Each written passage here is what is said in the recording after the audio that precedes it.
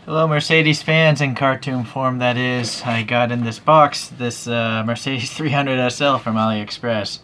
So this is like $5 all in $5 in total.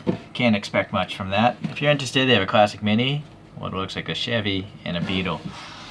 Okay, let's take a look. Showed up in this box. It's got some bubble wrap around it. The listing says it's 136 scale. I'm not going to measure this because it's a cartoon car. This thing is hilarious. Whoever made that rendering is awesome. And then someone actually bothered to put this in a computer. That's really cool.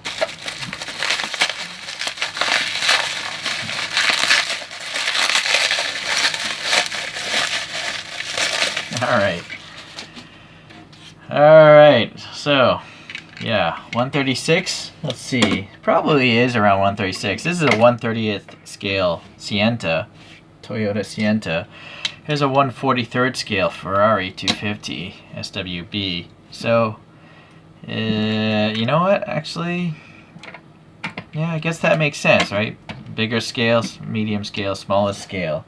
And then just for good measure, here's a Muscle Machines, which claims no scale at all, right? It's way too big for 164. So it's definitely bigger than 143rd-ish. Again, it's a cartoon car, but it's always nice to see, where things will stand in a collection. If they'll display nicely or not, even in a cartoon universe. Alright, well, we got this cream color. It's not metallic. Lost my breath there. It's not metallic or anything like that. It's just a ivory cream color. Okay. Boy, look at this stance. Oh, never mind. It looks really horrible but I think it corrects itself. Alright, well, we got some molded details here. The vents, you could add black paint in there pretty easily. Hit that with some silver if you wanted to. Yeah, because these are all raised quite a bit, recessed and raised. There's some paint contaminants, yeah, I'm pretty sure that's just contaminants. The thing does have rubber tires because the thing is a pullback toy. I'm pretty sure it'll go pretty fast, but I'm pretty sure it'll also destroy this bumper, which is made of plastic, if it hits a wall. Some of that bubble wrap is stuck on there. The wheels actually aren't so bad. I mean, they look like hubcapped wheels, like the real car had. The tires are pretty bad, though, in the fact that they're just slab-sided, like they're just a cookie dough cutter made those wheels. But there is, a decent tread on them. And there seems to be the ability to have some sort of lights or power. Oh, you know what? Maybe, I wonder if those are LEDs or if it just makes light noises, sounds. I'm gonna have to see if I have some batteries. Well, don't bother. I opened this up and there's no metal contacts, so this doesn't have any sort of electronics in it. Maybe there's a more expensive one that has lights and sound or something. It looks like the, headlights could fit LEDs, but this one does not. Again, it's $5, half of the cost of shipping, so for $250, right, you can't expect electronics, or I wouldn't. Alright, let's go on here. Are there screws way down there? Yeah, there's two screws holding this base together. This tiny exhaust they have here. I really enjoy the cartoon cars. I find the realistic models now, they're just not good enough, but things that aren't supposed to look real, I find them more enjoyable to collect. I'm not let down by things that aren't supposed to look real. Alright, so anyways, let's go around here. Yeah, there's no Mercedes star or anything like that. The grill's a little bit recessed. You could add some black paint in it and all that. There's a blank license plate area. So this chrome plastic is not done really well. It's scratched up and all that stuff. And yes, look at these little clear headlights and how they're recessed here. And you can see the casting is just all horrible here. So this side's pretty good, but this is horrible. And you can also see some weird casting flaw there. Two tiny bumps for the turn signals. Interesting. And then look at this windshield, is funny. First you got some small vents there, so that's interesting. You got the raised floating wiper blades. No paint on them. But it's just strange that the casting is so tall above it, and then you can see it's not even casted well. There's just a giant gap right here. And Yeah, okay. So there's no side window. It's quite interesting that they would have this bar. It's so thin, you know. I think that could break pretty easily if a kid was rough handling this thing. There's some plastic here. There's no paint for the window trim. But this back window does have a black raised molding, so that's interesting. The windshield does look like it has maybe black printed, but not this or the casting. Little vents up here, and then you can just see the paint, you know, couldn't really cover this up. In fact, it's all kind of just raw metal right here. It's not even painted where I'm touching right now. Okay, so I have a feeling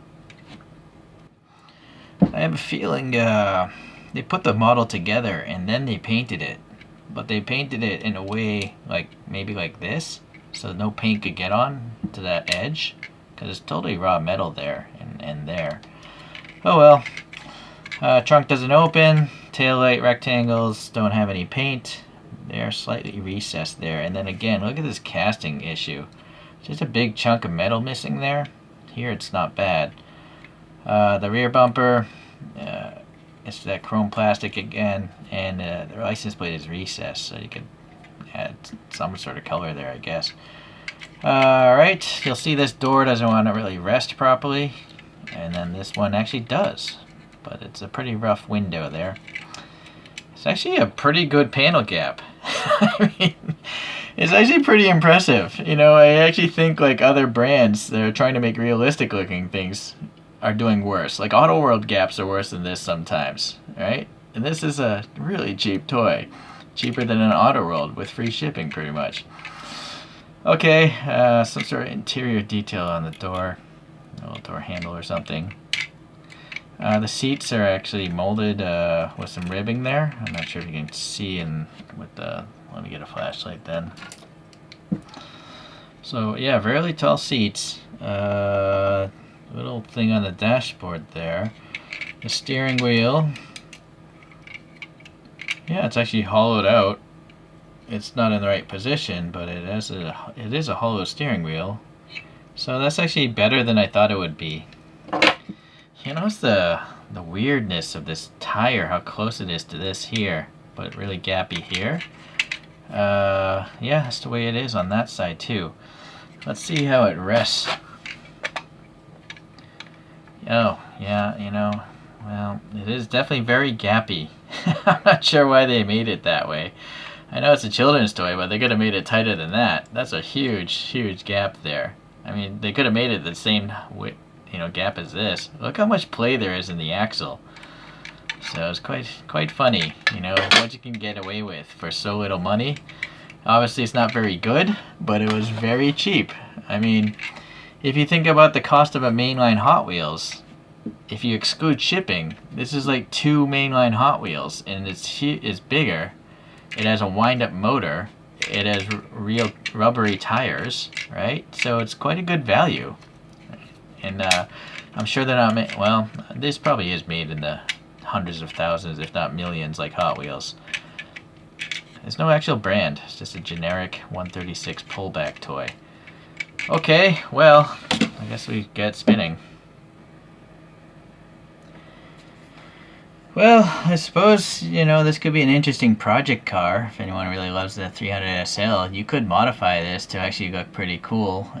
The first thing you would do is probably lower the stance, and then maybe swap out, basically you'd have to strip it down and fix up the casting. That's the main issue. The casting is pretty rough. But if you took out the spring motor, you could actually pop in a decent interior. Paint some details, but I'm not going to bother. I have enough model kits that I have a backlog on. But I just thought I'd throw this out there in case you're interested in buying this as a gift. If you give it to a kid that doesn't care about anything, this is a good one to give. You know, let the kid destroy it, but let the kid play with the doors and whatnot. Alright guys, I'll see you in the next cartoon car video. Bye.